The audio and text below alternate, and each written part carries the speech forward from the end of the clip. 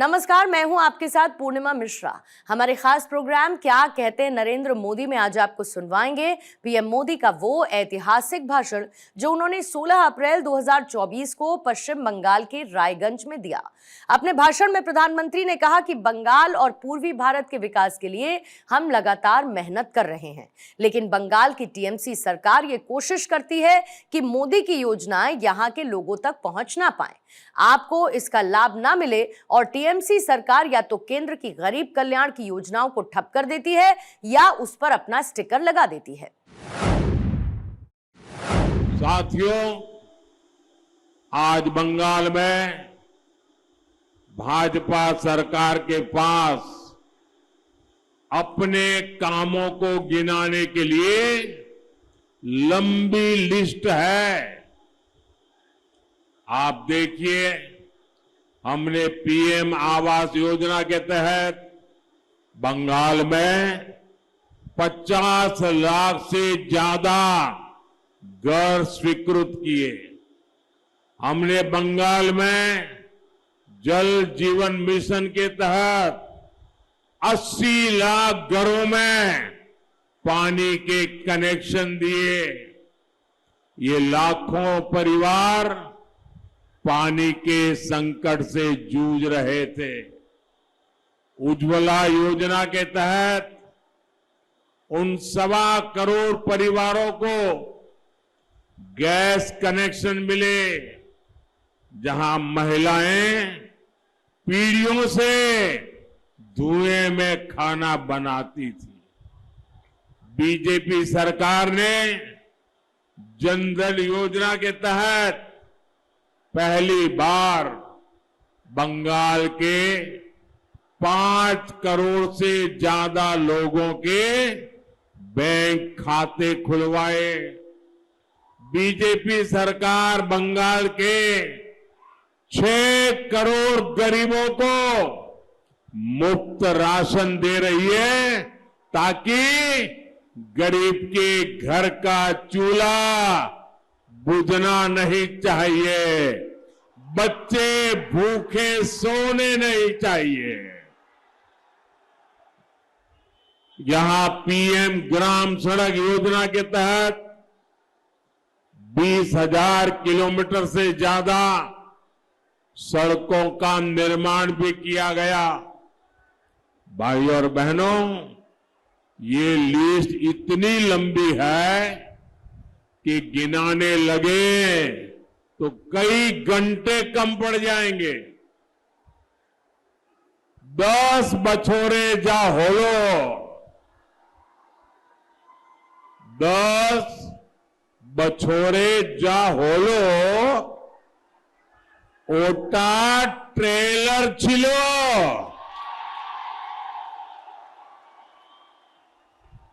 अभी हमें देश को और बंगाल को बहुत आगे ले जाना है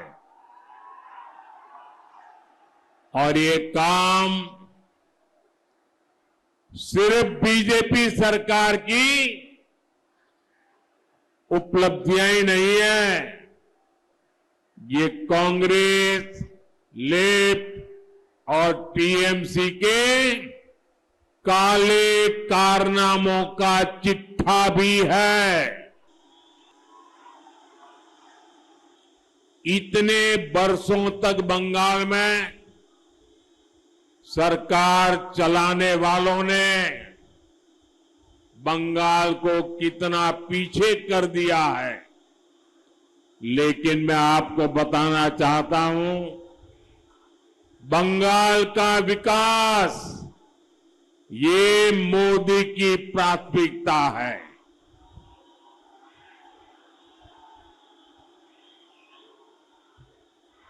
आप मुझे बताइए, बंगाल का विकास कौन कर सकता है?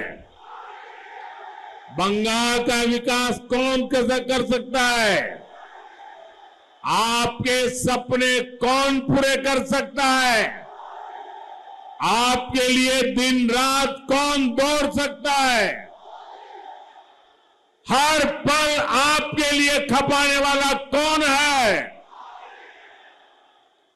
साथियों, बंगाल के सपूत हमारे डॉक्टर श्यामा प्रसाद मुखर्जी ने कश्मीर के लिए अपना बलिदान दिया था। वही हमारी प्रेरणा है। पश्चिम बंगाल के विकास में कोई कसर बाकी नहीं छोड़ेंगे। साथियों, कांग्रेस सरकारों में एक समय था जब राज्य सरकारों को अपने यहां विकास की फरियादें लेकर दिल्ली के चक्कर काटने पड़ते थे। मैं खुद भी तब गुजरात का मुख्यमंत्री था, लेकिन तब कांग्रेस सरकार ये देखकर काम करती थी कि इस राज्य में उसकी सरकार है और कहां विरोधी पार्टी की सरकार है। लेकिन आज हालत एकदम उल्टे हैं। मैं केंद्र से हर राज्य, हर जिले के विकास के लिए योजनाएं भेजता हूं। बंगाल और पूर्वी भारत के विकास के लिए हम लगातार मेहनत कर रहे हैं। लेकिन बंगाल की टीएमसी सरकार ये कोशिश करती है कि मोदी की योजनाएं यहां के लोगों तक पहुंच न पाए, आपको इसका लाभ न मिले। टीएमसी सरकार या तो केंद्र की गरीब कल्याण की योजनाओं को ठप कर देती है या उस पर अपना स्टिकर लगा देती है।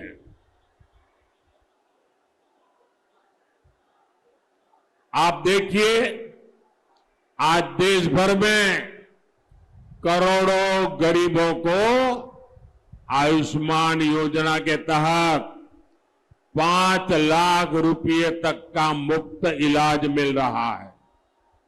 लेकिन बंगाल की टीएमसी सरकार यहां उसे लागू नहीं होने देती। हम बंगाल में आधुनिक इंफ्रास्ट्रक्चर के विकास के लिए काम करते हैं तो राज्य सरकार उसमें भी रोड़े अटकाती है। मोदी बंगाल में पहले एम्स की शुरुआत कराता है तो यहां की सरकार कहती है कि हमसे परमिशन क्यों नहीं ली। केंद्र सरकार के जल जीवन मिशन को भी ये लोग आगे नहीं बढ़ने देना चाहते।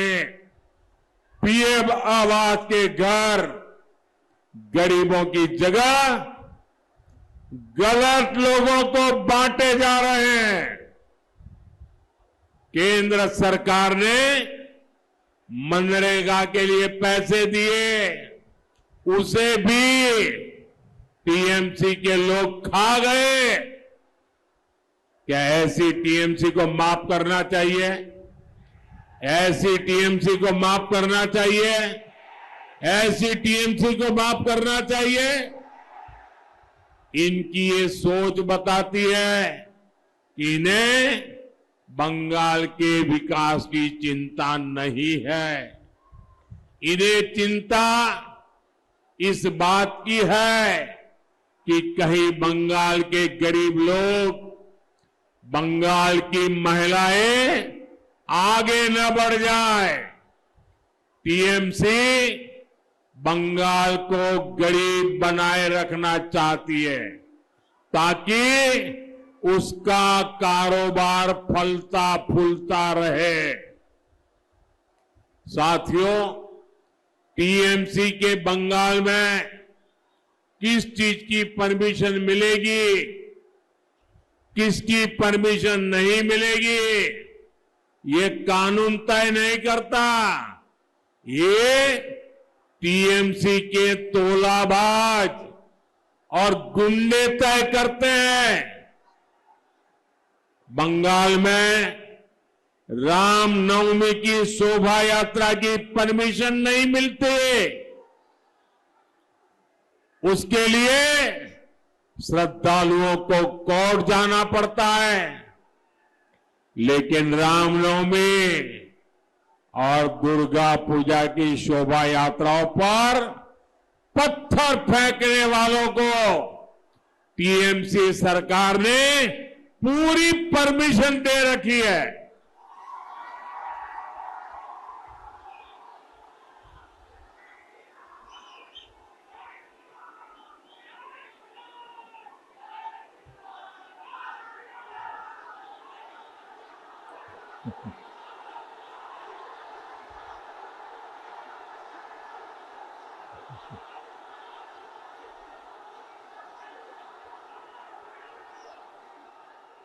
आपका प्यार, आपका ये उत्साह मेरे सर आंखों पर, मैं ये प्यार जीवन भर अपने साथ रखूंगा। साथियों, ये टीएमसी वाले मतदाताओं को अपने लोकतांत्रिक तरीके से वोट डालने की परमिशन नहीं देना चाहते हैं, लेकिन टीएमसी नेताओं को वोटर्स को धमकाने की पूरी परमिशन है। विभाजन का शिकार हमारे जो बंगाली भाई बहन जो विभाजन के खिलाफ थे, उनके लोग नागरिकता नहीं देना चाहते।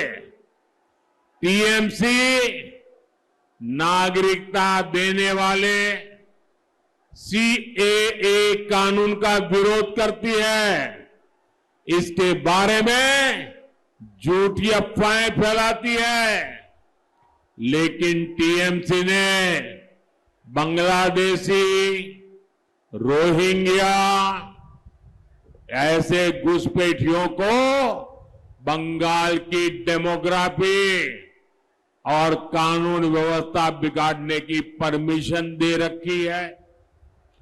उन्हें ये लोग संरक्षण देते हैं। इन लोगों ने अपना वोट बैंक बढ़ाने के लिए बंगाल के भविष्य को दांव पर लगा दिया है। साथियों, आज ममता दीदी की सरकार में हमारी बहन बेटियां सुरक्षित नहीं है। संदेश खाली की घटनाओं ने पूरे देश और दुनिया को दहला दिया है। हमारी बहन बेटियों के साथ टीएमसी के लोग खुलेआम अत्याचार करते थे, उन्हें अपनी बंधक गुलाम मानकर रखते थे।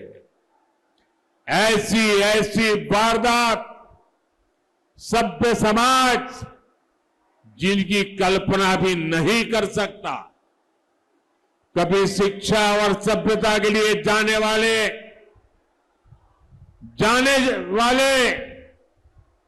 बंगाल को, देवी की पूजा करने वाले बंगाल को इन लोगों ने ऐसी हालत में पहुंचा दिया है।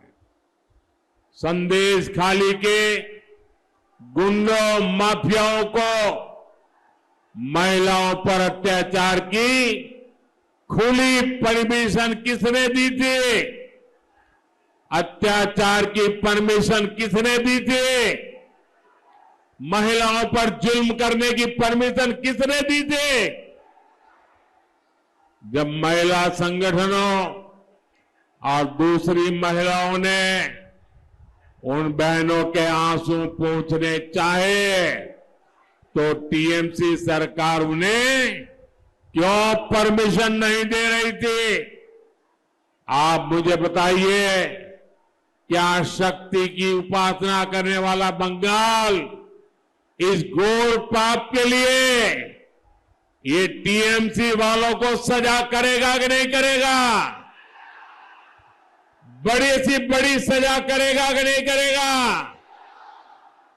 इन्हें इस अपराध की सजा मिलनी चाहिए।